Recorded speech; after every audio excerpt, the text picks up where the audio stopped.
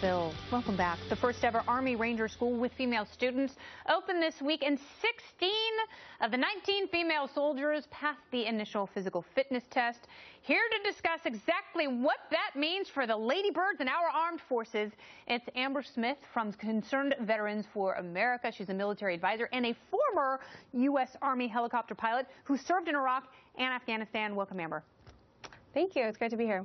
So let's talk about this a little bit, because I know people are worried that if you allow women into special forces, somehow you will have to lower standards. Is that what is happening in Army Ranger School? Well, today was a historic day, the first day that women were allowed to attempt to try out for Ranger School. And it takes a lot of guts for anyone to basically go to Fort Benning, Georgia and start Ranger School, man or woman. But the most important thing to remember here in terms of this entering special operations or ground military operations, that whole controversy is to ensure that the integrity of that standard remains. It cannot be lowered. Mission success always must come before gender success, and we can't allow any political pressure from the top to sway that in any way. All right, maybe instead of lowering the standards, maybe you alter them. Maybe your standards evolve. And I know that's not going to be a popular question for people who are watching inside the military, but I think it's valid. You know, maybe the standards can be shifted a little bit. Maybe you don't have to do so many chin-ups. Maybe there is a different way of measuring physical and mental acumen. Well, unfortunately, General Dempsey, the chairman of the Joint Chiefs of Staff, has sort of mentioned something the way you did. He has opened the door sort of to lowering that standard, saying that basically the top commanders in each of the branches of service, they better have a very good explanation as to why those standards need to be as high and if they need to stay that high. And the answer to that question is yes, absolutely. They do need to maintain that standard. They're there for a reason.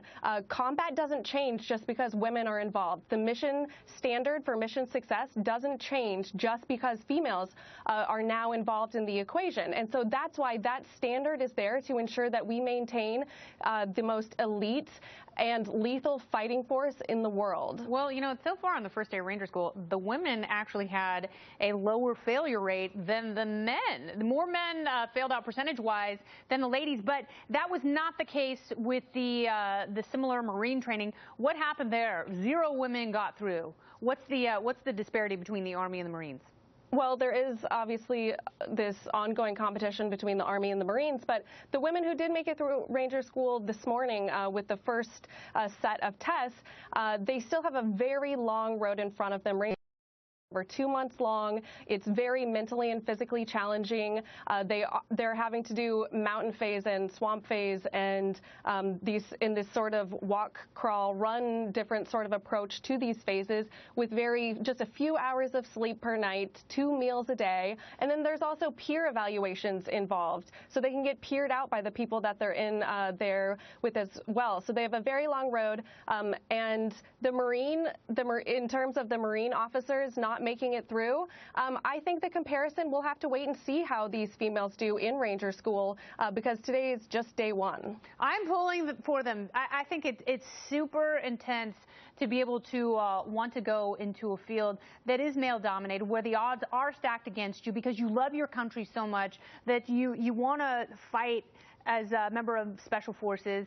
And I commend the men and women who put themselves physically and mentally through all those things. I think it's yes, incredible. Absolutely. And that's why we have the best fighting force on Earth. And, you know, you're pretty badass yourself. Well, thank you. Amber, thanks for coming by. You know, we'll definitely keep our eyes on this. It's almost like this live action unfolding sequence of events, and we'll see how the men and women in Ranger School do. Thanks again. It is.